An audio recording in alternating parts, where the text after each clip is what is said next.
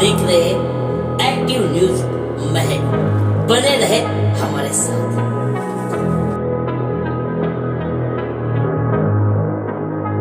नमस्कार, मैं हूं आरोही और आप मेरे साथ देख रहे हैं एक्टिव न्यूज महक। आज हमारे स्टूडियो पे आए हुए हैं international human rights ambassador organization के national president doctor Afzal Qureshi ji. नमस्कार। सबसे पहले तो सर मैं आपसे ये पूछना चाहूंगी कि आज हमारे स्टूडियो में आके आपको कैसा लगा? जी, आज तो मुझे बहुत अच्छा लग रहा है।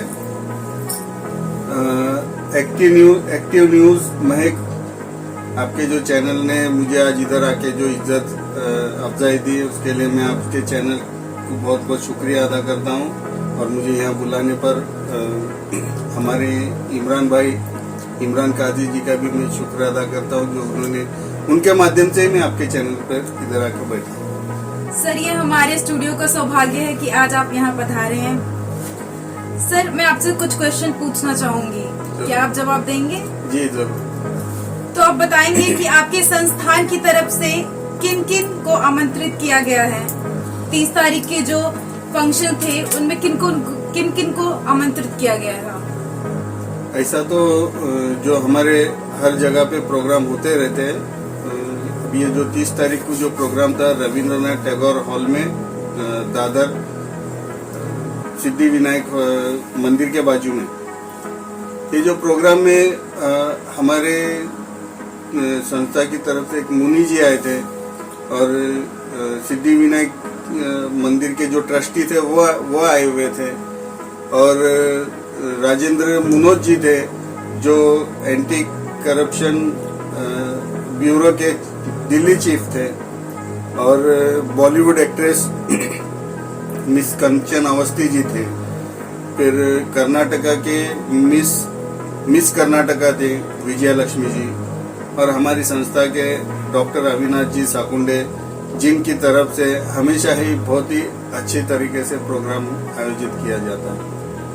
सर, हम सभी जानते हैं कि आप टीवी 9 सहारा समय पे आए हुए हैं, तो सर मैं आपसे ये पूछना चाहूंगी कि सबसे ज्यादा किन मुद्दों पे सवाल किया गया है आपसे? सवाल तो इसी मुद्दों पे होता है कि ज्यादा करके तो टीवी पे बैठने के बाद सब पॉलिटिक्स के ही बारे में सवाल करते हैं।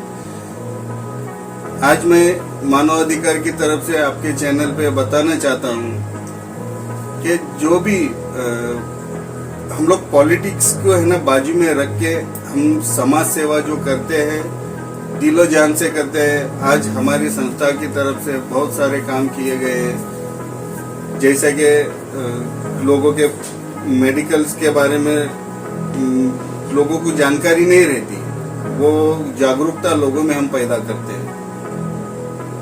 बहुत सारे बाईपास हमारी संस्था की तरफ से फ्री में करवा के दिए गए हैं। Angioplastic, angiography, kidney transplant, kidney stone, brain tumour, cancer के ऑपरेशन, फिर डायलिसिस, ऐसे बहुत से इलाज, बहुत से पेशेंट हमारे पास में रिक्वेस्ट लेके आते हैं, तो उनका हम रिफर करके बड़े बड़े अच्छे प्राइवेट हॉस्पिटलों में इसका इलाज करवा के हमारी संस्था की तरफ से देते हैं। जो आपने सवाल किया था किन किन मुद्दों पर सवाल करते हैं?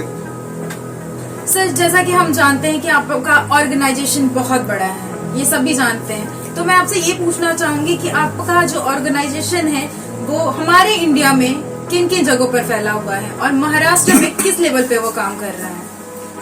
जी, हमारा जो ह्यूमन राइट्स है, international human rights ambassador organisation, ये पूरे इंडिया में काम कर रहा है, सिर्फ महाराष्ट्र में नहीं।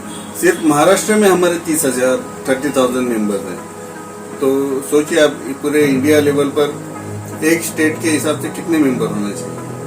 और दिन रात मेहनत कर रहे हैं हमारे अंतर्राष्ट्रीय अध्यक्ष अविनाश जी साकुंडे, उनके साथ में हम सब खांधे से खांधा मिलाकर उनका साथ दे रहे हैं।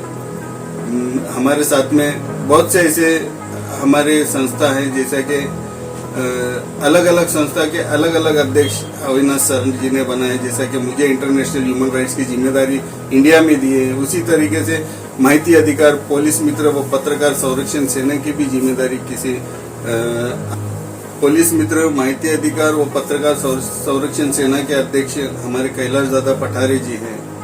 फिर ह्यूमन राइट्स एफ उनके अध्यक्ष है हमारे जितेंद्र भाऊ दगड़ू सकपाल जी हैं। फिर हमारे साथ में माई सावर्डेकर जी हैं। फिर श्रुतिका कड़ू जी हैं, सलीम खिचड़ी जी हैं, अजीत शेख जी हैं और यतीन देवधर जी हैं जो हमारे पीआरओ भी हैं और आमदार जी के पीए भी हैं, मंत्रालय में काम करते हैं वो भी। तो ऐसे बहुत सारे लोग हमारे साथ में जुड़े हैं और अच्छे अच्छे लेवल से अच्छे लोग जुड़े हैं। बहुत सारे डॉक्टर्स हमारी संस्था में हैं, बहुत सारे वकील हमारी संस्था में हैं। अभी एक छोटी सी बात बताना चाहता हूँ आपके चैनल के माध्यम से। संस्था से जुड़ने का फायदा क्या है? बहुत से लोग बोलते हैं आपकी संस्था से क्यों जुड़े, हमको क्या फायदा है।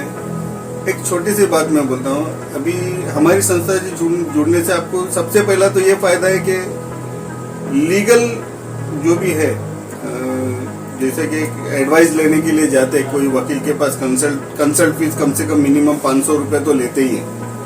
और हमारी तरफ से हमारे जितने भी वकील हैं वो आपको कंसल्ट फीस उधर देने की जरूरत नहीं है, फ्री ऑफ कॉस्ट कंसल्ट कर सकते हैं हमारे वकीलों से। और जिनकी कैपेसिटी नहीं है उनके केस भी हमारे वकील फ्री ऑफ कॉस्ट में लड़ सकते हैं। तो ये एक सबसे बड़ा फायदा है इंटरनेशनल ह्यूमन राइट्स से जुड़ने के बाद।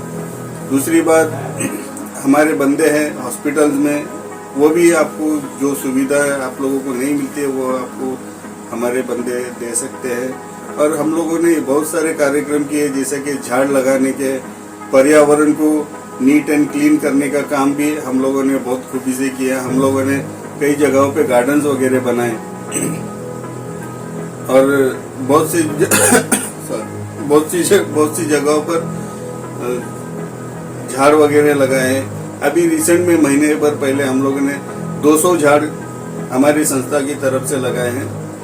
सर वो झाड़ कहाँ लगाए हैं, अपने आप कुछ बताएंगे इसके बारे में? जी, ये झाड़ मीरा भाईंदर के क्षेत्रों में लगाए हैं, बोरीवली के क्षेत्रों में लगाए हैं और अंधेरी साइड में लगाए हैं। ऐसे अलग अलग जगहों पर अलग अलग हम लोग के हर दिन 2 दिन 4 दिन छोड़ के कुछ न कुछ प्रोग्राम रहते हैं झाड़ लगाने के। तो सर मैं आपसे एक और क्वेश्चन पूछना चाहूंगी। जो हमारे युवा पीढ़ी है, ठीक है, आप उनको क्या बोलना चाहेंगे? जी, मैं तो यही बोलना चाहूंगा उन लोगों को कि युवा पीढ़ियों को सबसे पहले अपने पढ़ाई पे ध्यान दें और पढ़ाई के साथ साथ राजनीति में भी उतरे, क्योंकि मैं चाहता हूं कि जितनी राजनीति स्वच्छ होगी उतना हमारा देश, हमारा भारत आगे बढ़ेगा। देश के साथ देश को नौजवानों की जरूरत है। मैं चाहता हूं कि जितने भी नौजवान अगर मेरी आवाज सुन रहे हैं तो जरा सुनिए और राजनीति में उतरिए। सर बहुत सारी युवा पीढ़ी हैं जो आजकल राजनीति को बहुत ही ज्यादा बुरा मानते हैं। मतलब अगर उनसे पूछो तो ये बोलते हैं कि भाई मुझे राजनीति समझ नहीं आती, मुझे राजनीति में नहीं जाना चाहता, ये वो दिस। तो आप मुझे इसके बारे में कुछ बता सकते हैं कि आखिर ऐसा क्यों है? जी, यही तो मैं बोलना चाह रहा हूँ कि जब राजनीति में आओगे तो ही आपको पता चलेगा। अभी जब तक आप मंदिर में नहीं जाओगे तो आपको देव के दर्शन कैसे होंगे? देव के दर्शन करने के लिए आपको मंदिर में आना पड़ेगा। इसीलिए राजनीति में आने के लिए मैं तो जितनी युवा पीढ़ी है उनको मैं बोलता हूँ कि राजनीति में आओ और जो गंदी राजनीति है उसको साफ सुथरा करो। तो सर आप हमारे चैनल के माध्यम से लोगों को क्या बोलना चाहेंगे? जी, लोगों को यही बोलूंगा कि अभी जो ये कोरोना का काल गया है उसमें लोगों ने बहुत सी तकलीफ देखे है। इस तकलीफ से हम भी गुजरे हैं। कोरोना काल में जो लोगों ने एक दूसरे की मदद की है, ऐसा ही मैं चाहूंगा कि आने वाले दिन में भी तकलीफ हो ना हो, सबसे पहले अपने आजू बाजू का क्षेत्र देखिए। अपने आजू बाजू कौन भूखा है, कौन बीमार है, उस लोगों की पहले मदद कीजिए। ऐसे लोगों की पहले बाजू वालों की मदद करने के बाद ही आगे आप लोग जा सकते हैं, आगे आप लोग देख सकते हैं कि आगे क्या चल रहा है। अब हमारे बाजू में कोई भूखा है और हम अपने घर में पेट भर खाना खा रहे हैं तो ये भी उनके साथ में नाइंसाफी, इससे खुदा भी नाराज होता है, मैं ये समझता हूँ। इसीलिए सबसे पहले मैं चाहता हूं कि अपने अड़ोस पड़ोस में देखिए, अपने अड़ोस पड़ोस को साफ रखिए। और आजकल डेंगू का भी बहुत प्रकोप चल रहा है।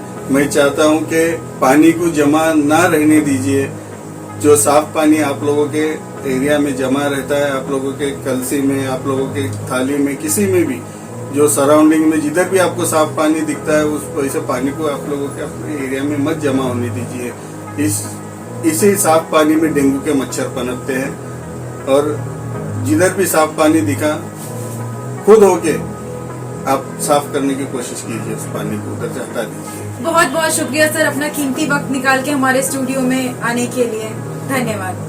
बहुत बहुत धन्यवाद आप लोगों का भी, जो आप लोगों ने मुझे इधर बिठाकर एक मौका दिया। शुक्रिया। और नई खबरों के लिए बने रहें हमारे साथ एक्टिव न्यूज महक पे आरोही के साथ। धन्यवाद।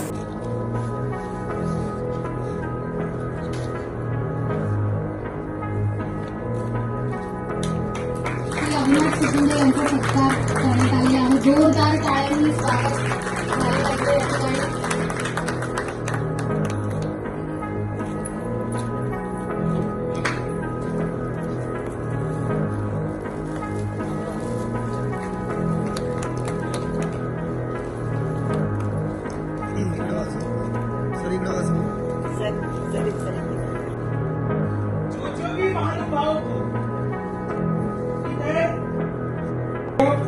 आणि अँटी करप्शन पार्लमेंट कमिटी